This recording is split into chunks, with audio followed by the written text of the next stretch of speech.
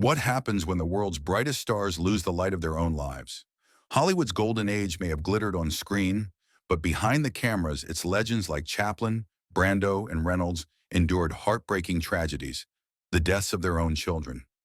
Stay with us as we reveal 25 deeply personal losses that forever changed Hollywood's brightest legends. Charlie Chaplin. Few comedians made the world laugh harder than Charlie Chaplin, yet his own life was pierced by grief almost as soon as fame found him.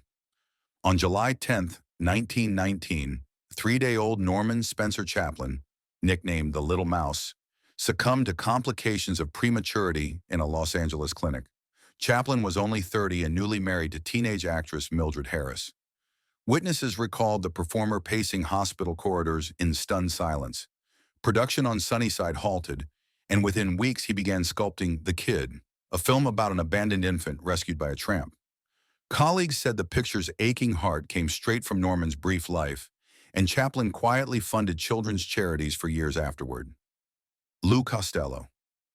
At the height of Abbott and Costello mania, audiences tuned in on November 4, 1943, expecting another riotous radio show, only to hear Lou Costello's trembling voice perform Who's On First through tears. Just hours earlier, 14-month-old Lou Costello Jr. had slipped from his playpen and drowned in the backyard pool. Costello finished the broadcast as a memorial, then collapsed. Friends said the comic was never the same. He gained weight, pushed himself into grueling tours for war bond drives, and kept a teddy bear that had been Butch's on every set.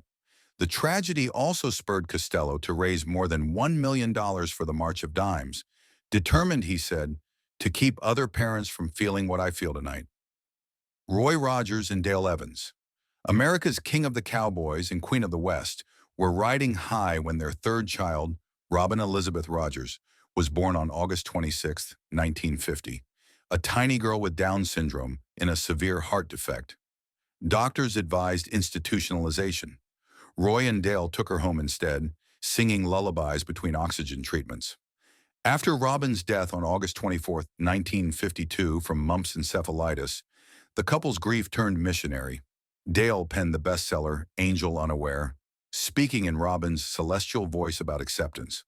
All royalties funded what became the Ark for Developmental Disabilities. Roy later said that every autograph he signed carried Robin's spirit because she had taught the toughest cowboy how to love without limits. Red Skelton. Television clown Red Skelton ended every show with "Good night and may God bless," a benediction forged in sorrow. His 9-year-old namesake, Richard Skelton, died of leukemia on May 10, 1958, after 16 months of experimental treatments.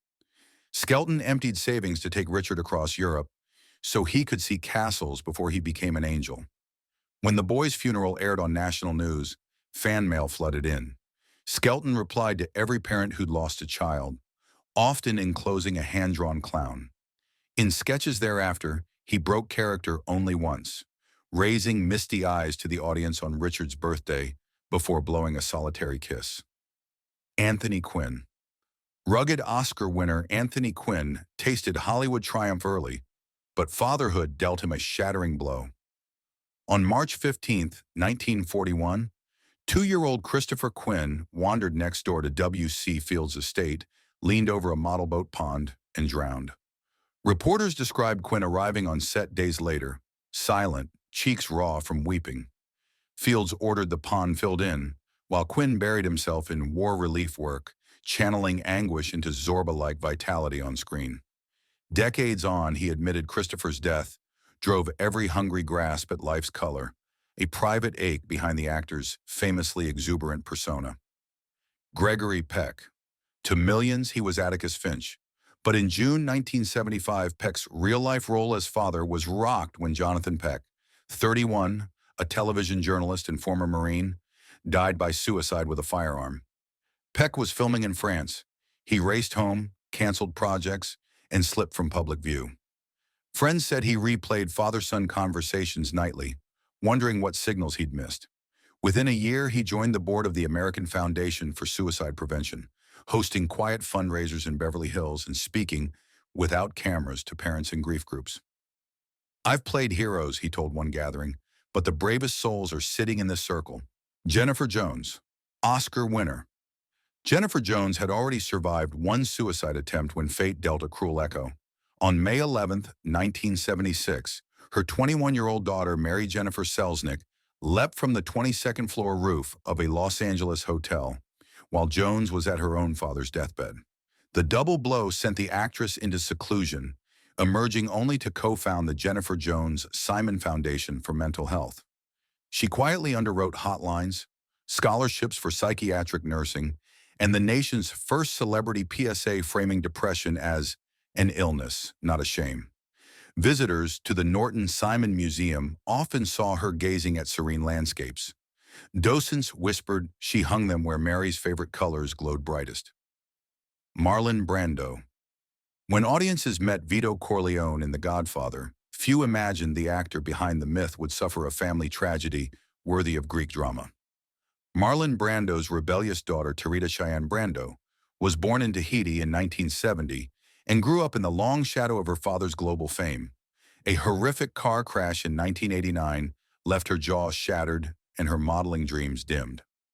The next year, her half-brother Christian fatally shot her boyfriend Doug Drolet in Brando's Mulholland Drive estate, igniting headlines that never seemed to end. By April 16, 1995, the 25-year-old, already twice hospitalized for suicide attempts, was living in near seclusion on Tetiaroa when she hanged herself with a telephone cord. Local police called it a quiet Easter afternoon that turned into a cyclone of cameras. Brando refused all statements, asking only for privacy to fly Cheyenne's body home. Friends said the loss deepened Brando's lifelong mistrust of Hollywood and the press. He retreated behind the gates of his estate, halted acting projects for 3 years, and quietly donated to Tahitian mental health clinics, insisting his name stay off the plaques.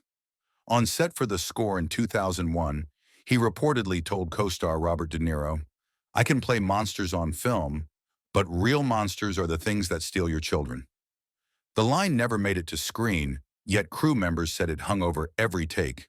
Bing Crosby, the crooner who sang White Christmas, knew a winter of the soul on December 11, 1989, when Lindsay Harry Crosby, his youngest son with first wife Dixie Lee, died by a self-inflicted gunshot in Calabasas, California.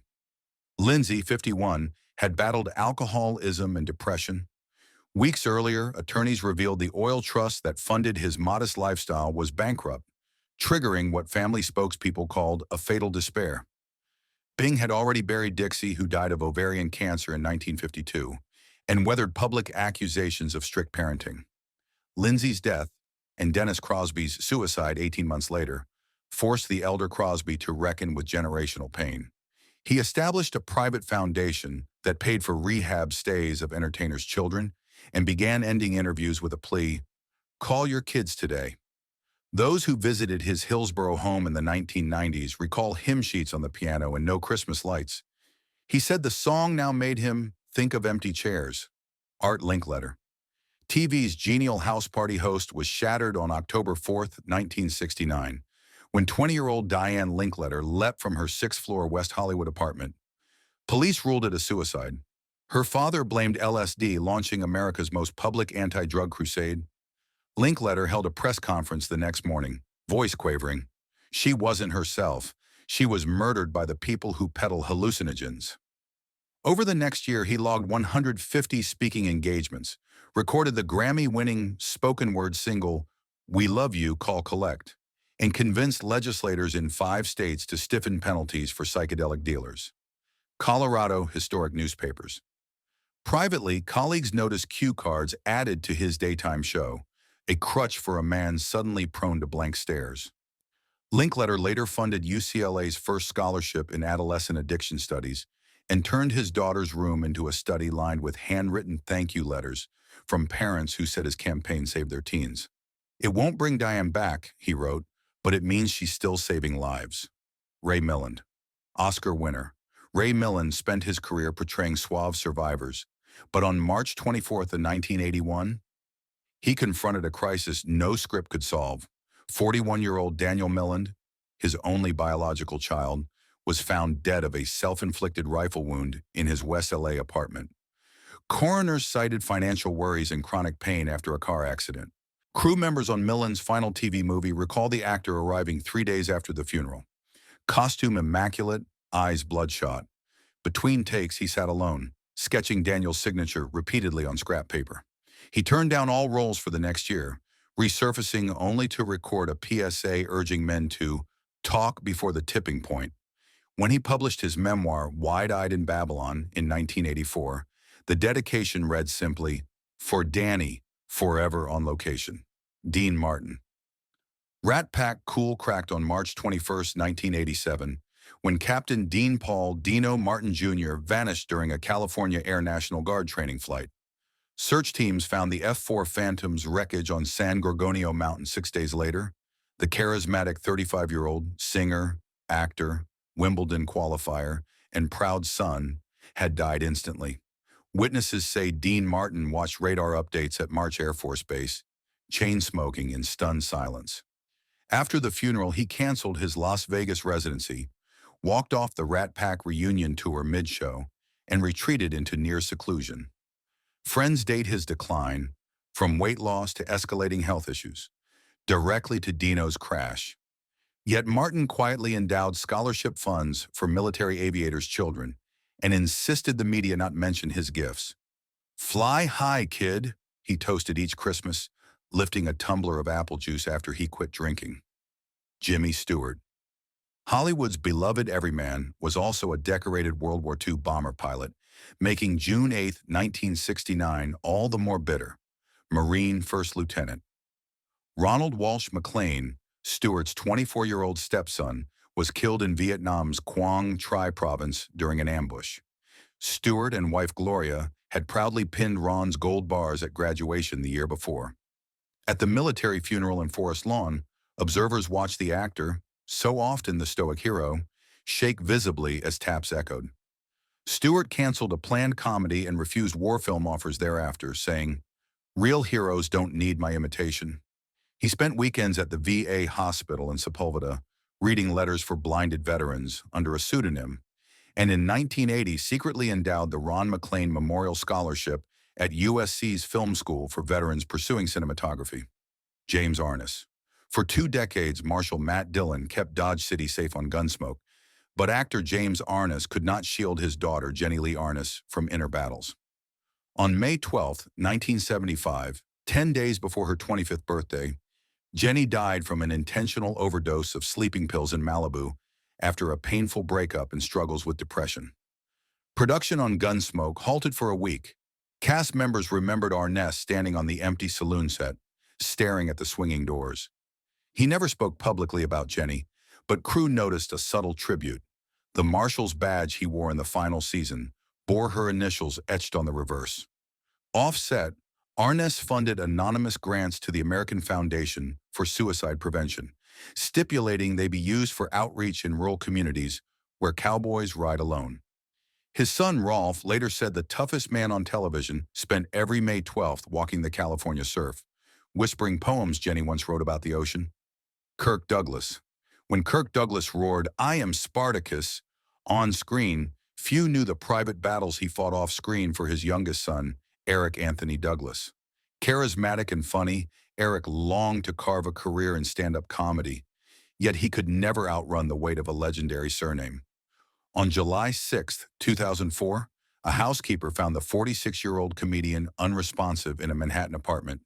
The medical examiner ruled acute intoxication from alcohol and prescription pills, an accidental overdose. Kirk, 87 at the time, issued a 2-line statement, then vanished from public view for weeks. Friends say he kept replaying old voicemails in which Eric, often slurring, begged, "Tell me you're proud of me, Dad." Within a year, Kirk funded a UCLA study on addiction in second-generation performers, insisting the report be dedicated to "you who never stop trying." Michael Douglas later confided that his father began ending nightly prayers with Eric's name, as if to tuck him in. The world remembers Kirk as Hollywood's uncompromising gladiator, but in quiet moments the lion mourned a cub he could not shield. Paul Newman and Joanne Woodward. Blue-eyed icon Paul Newman believed no race was ever truly lost until November 20th, 1978, when Alan Scott Newman, 28, was discovered lifeless in a Los Angeles hotel, felled by a lethal mix of alcohol, Valium, and painkillers, officially ruled an accidental drug and alcohol overdose. Paul, who'd played tragic anti-heroes for decades, suddenly faced a plot twist he could not rewrite. He canceled shoots, barricaded himself in a Connecticut barn, and drank alone until dawn. When he emerged, it was with a mission: the Scott Newman Center, a nonprofit delivering drug education classes to schools nationwide. Volunteers recall Newman stuffing envelopes himself, muttering, "If one kid hears Scott's story, he's still here with us." Joanne Woodward supported the effort by auctioning memorabilia. Her Oscar dress bought the center's first projector. Years later, Newman's own salad dressing profits quietly bankrolled youth rehab scholarships, proof that a father's grief can season compassion the way vinegar sharpens oil. Jerry Lewis. Slapstick genius. Jerry Lewis raised billions for Jerry's kids, but heartbreak stalked his own family. Youngest son Joseph Christopher Lewis adored his father, yet struggled with addiction and homelessness. On October 24, 2009, at just 45, Joseph died alone in Utah of acute morphine intoxication. Tabloids pounced on reports that the comedian had been estranged from Joseph for years and declined funeral expenses. Crew members on Lewis's final telethon noticed a new tremor in his voice during the traditional closing ballad, "You'll Never Walk Alone." Off camera, Lewis established a discreet grant that paid for detox beds in Nevada, never linked to his name. He told a confidant, "Making people laugh is easy. Forgiving yourself is the encore I can't perfect." Fans still quote his pratfalls, unaware that every clown bow hides a father repeating, "If only." Frank Sinatra. The chairman of the board knew how to fill a room with sound, but on March 16, 2016, the music stopped when Frank Sinatra Jr., touring in Daytona Beach, collapsed from cardiac arrest at 72. Sinatra Sr. had died in 1998, yet family and fans still saw Jr. as the keeper of his father's swing. Nancy Sinatra said her brother spent life living two careers at once, his and Dad's.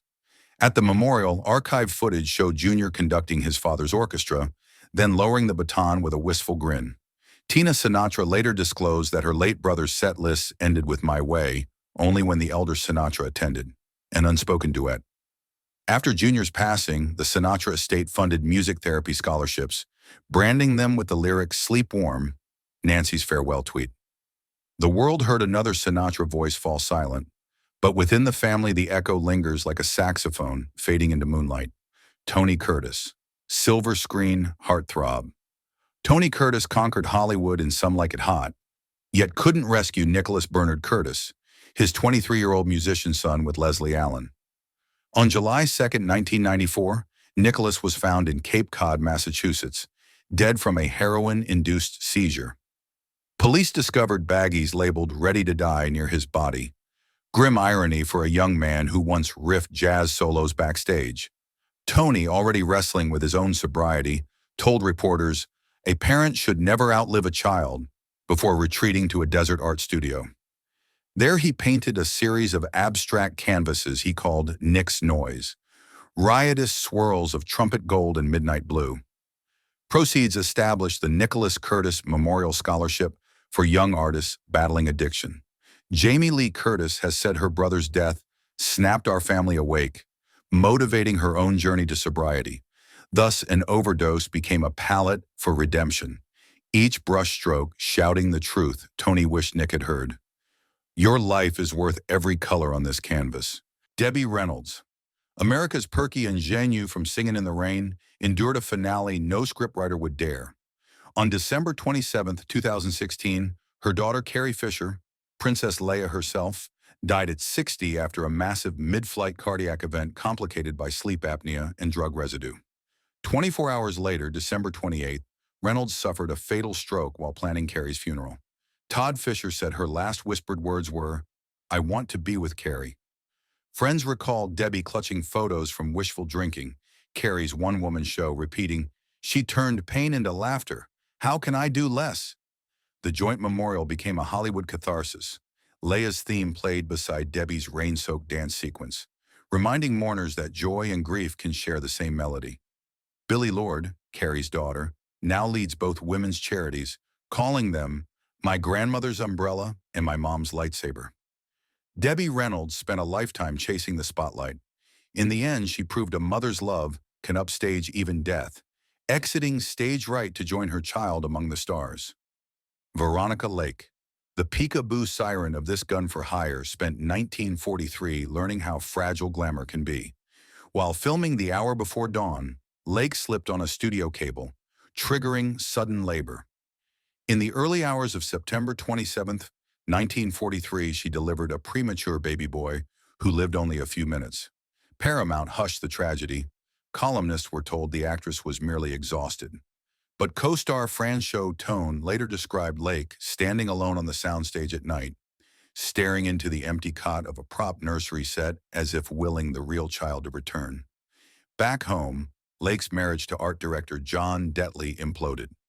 She filed for divorce weeks after the funeral, began drinking heavily, and publicly sparred with producers. "You can't light a set bright enough to chase off that shadow," a cameraman recalled. The loss also changed her choice of roles. She fought to play war nurses and down-on-their-luck heroines, saying she wanted stories about women who keep going after the worst thing happens. The world remembers the hairstyle. In her dressing room mirror, she saw only a mother without a son. Patricia Neil, Oscar winner. Patricia Neil conquered Broadway before dazzling Hollywood in HUD, but her greatest role was meant to be at home in Buckinghamshire, England. On November 17, 1962, 7-year-old Olivia, 20 Dahl, Patricia's eldest with author Roald Dahl, died from measles encephalitis, a complication that struck while the little girl seemed to be recovering from a routine rash. Doctors could do nothing. A vaccine was still a year away. When Neil called her agent, her voice reportedly sounded as if it came from the bottom of a well. Roald poured grief into advocacy, penning a famous open letter urging parents to vaccinate, while Patricia locked away Olivia's bedroom and threw herself into work, filming HUD just months later. Cast and crew noticed she refused measles jokes and dialogue and kept a locket of Olivia's hair under her blouse during takes. In interviews, she spoke of faith, but friends say she spent nights rereading James and the Giant Peach, dedicated to Olivia, to feel near her daughter. Decades on, every speech Patricia Neil gave to the March of Dimes began with the words, "For my Livy, whose story might save another child." Diane Ladd and Bruce Durn. Before Laura Dern became an indie film icon, her parents lived a nightmare. Their first child, Diane Elizabeth Durn, was born November 27, 1960, a blonde cherub who charmed studio visitors on the Wild River set. 18 months later, on May 18, 1962, she wandered from the family's Beverly Hills yard and drowned in the swimming pool while a housekeeper answered the phone. Bruce raced home in time to ride with the ambulance. Ladd arrived from a voiceover session to find her driveway filled with police cars. The couple's marriage fractured under guilt and press intrusion. Bruce immersed himself in method acting, channeling grief into volatile roles. Ladd quit 3 projects and refused poolside photo shoots for years. Yet they rebuilt purpose together. Both volunteered at YMCA swim safety classes, paying for low-income families to install fences.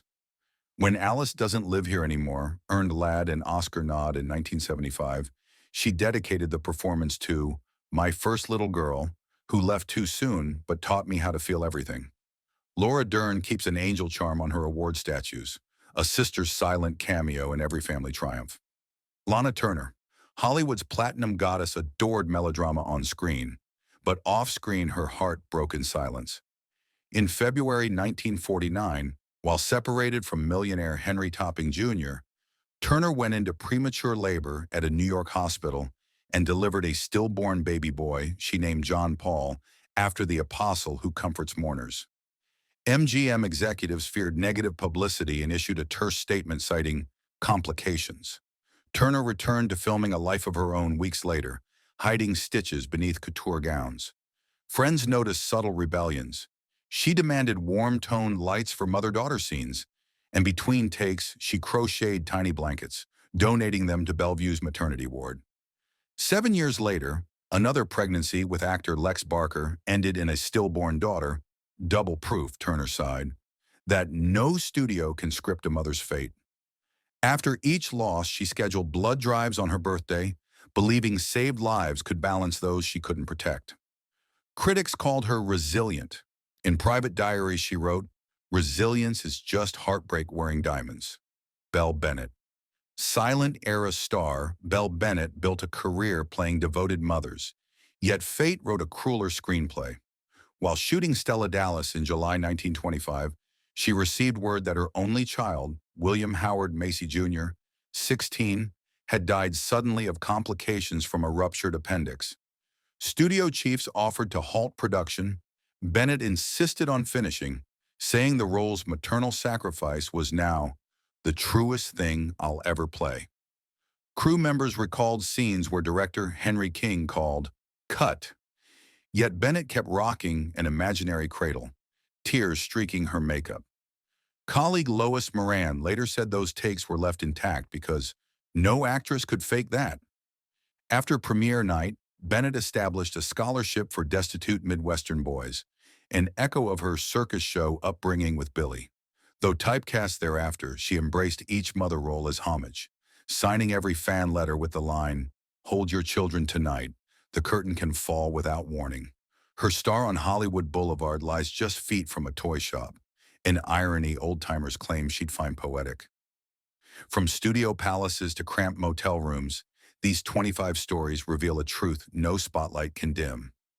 Behind old Hollywood's shimmering facade live parents who mourn like any other, translating loss into art, charity, and whispered bedtime prayers heard only by the ghosts they carried. Their legacies remind us that fame may dazzle, but love and grief always writes the final scene.